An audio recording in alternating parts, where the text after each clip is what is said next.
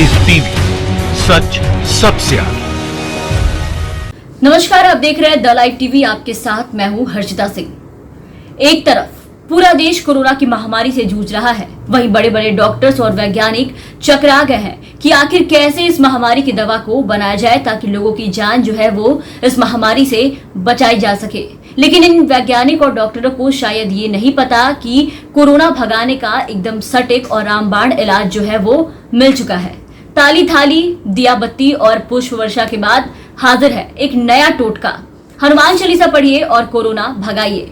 BJP के एक मंत्री महोदय कुछ दिन पहले पापड़ खिलाकर कोरोना भगा रहे थे और अब बीजेपी से साध्वी प्रज्ञा जी ये कह रही हैं कि कोरोना को छू मंतर करना है तो बस हनुमान चालीसा वाला मंत्र मार दीजिए, एक झटके में कोरोना खत्म हो जाएगा।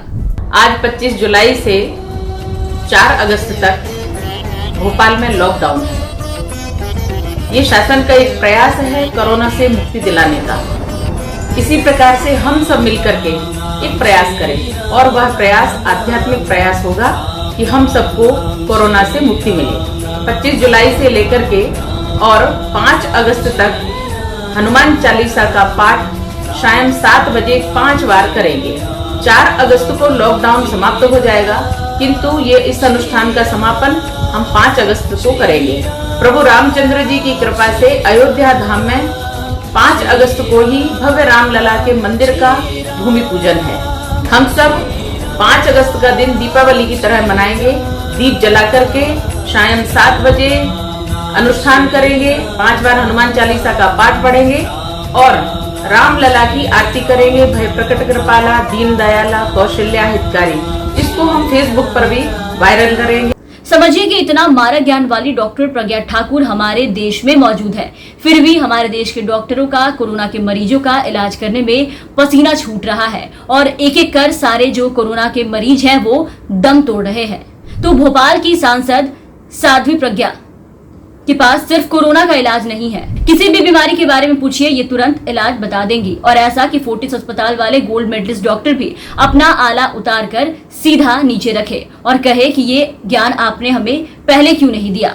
आप ऐसे हाथ घुमाएंगे तो इनको सुख मिलेगा, लेकिन ऐसे हाथ घुमाएंगे तो इनको तकलीफ होगी, ठीक है। लेकिन ये तकलीफ ये सहन करती हैं और जैसे ही अपन यहाँ से इनको ऐसे हाथ प्रतिदिन अगर घुमाते हैं तो बीपी हमारा कंट्रोल हो जाता है। आपको मालूम है? और ये कोई पहला ज्ञान नहीं है, इससे पहले भी प्रज्ञा जी जो है अपने ज्ञान की गंगा बहा चुकी है और आपको मालूम ना हो तो इनके पास श्राप देने की भी शक्ति है। जी हाँ, साध्वी प्रज्ञा सिंह ठाकुर ने शहीद हेमंत करकरे की शहादत पर विवादित बयान दिया था। उनका कहना था कि मैंने हेमंत करकरे से कहा था कि तुमने मुझे इतनी यातनाएं दी है कि तेरा सर्वनाश होगा। और गिरफ्तारी के ठीक 1.25 महीने बाद आतंकियों ने उनका अंत कर दिया। आपको विश्वास करने में थोड़ी तकलीफ होगी, देर लगेगी, लेकिन मैंने कहा तेरा सर्वनाश होगा। इतनी यातनाएं दी, इतनी गंदी गालियां दी जो असहनीय थी मेरे लिए और मेरे लिए नहीं, किसी के भी लिए। मैंने कहा तेरा सर्वनाश होगा। ठीक 1.25 महीने में सूतक लगता है। जब किसी की मृत्यु होती है या जन्म होता है तो सूतक लगता है। तो जिस दिन मैं गई थी उस दिन इसके सूतक लग गया था और ठीक 1.25 महीने में जिस दिन इसको आतंकवादियों ने मारा उस दिन सूतक का अंत हो गया।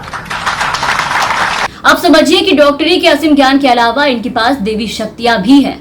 तो इन सब के बाद प्रज्ञा ठाकुर की जुबान इतनी बार फिसली है और ऐसे ऐसे फिसली है कि प्रधानमंत्री भी खुद अपना माथा पीट चुके हैं। दरअसल प्रज्ञा ठाकुर ने राष्ट्रपिता महात्मा गांधी के हत्यारे नाथूराम गोडसे को देशभक्त बता दिया था।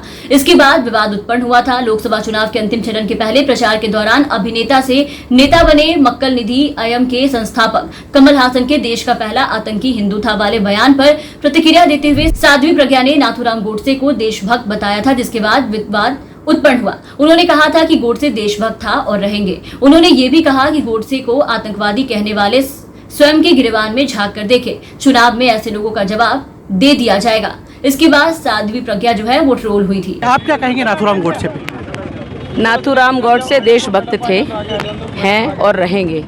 ऐसा बोलने उनको आतंकवादी कहने वाले लोग स्वयं के गिरेबान में झांक के देखें। अब की चुनाव में ऐसे लोगों को जवाब दे दिया जाएगा। इसके अलावा बाबरी मस्जिद को लेकर भी प्रज्ञा ठाकुर ने विवादित बयान दिया था। प्रज्ञा ने एक टीवी चैनल से कहा था कि बाबरी मस्जिद का ढांचा गिराने का अफसोस नहीं है। जी हाँ, ढांचा गिराने पर तो हमें गर्व होना चाहिए और हम गर्व करते हैं। हमारे प्रभु राम जी के मंदिर पर अपशिष्ट पदार्थ थे, उनको हमने हटा दिया। इसी दौरान उन्होंने कांग्रेस के वरिष्ठ नेता दिग्विजय सिंह को आतंकवादी तक भी बता दिया था। गई थी, ये मैंने कल भी कहा है, मैं उससे बिल्कुल नहीं पलट रही, क्योंकि मैं गई थी, ढांचा तोड़ा था और मैं भव्य मंदिर बनाने जाऊंगी। बिल्कुल पूर्ण आत्मविश्वास के साथ बोल रही हूँ। ये मेरे राम जी हैं, मेरे आदर्श हैं, मेरी श्रद्धा है, मेरी भक्ति है। राम राष्ट्र है, राष्ट्र राम है, इसलिए भव्य मंदिर बनाने से मुझे कोई नहीं रोक सकता। समझिए कि ऐसे ऐसे तो धुरंधर बैठे हैं यहाँ कि ज्ञान ऐसा देते हैं कि बड़े बड़े वैज्ञानिक भी इनका ज्ञान सुनकर चकरा जाए।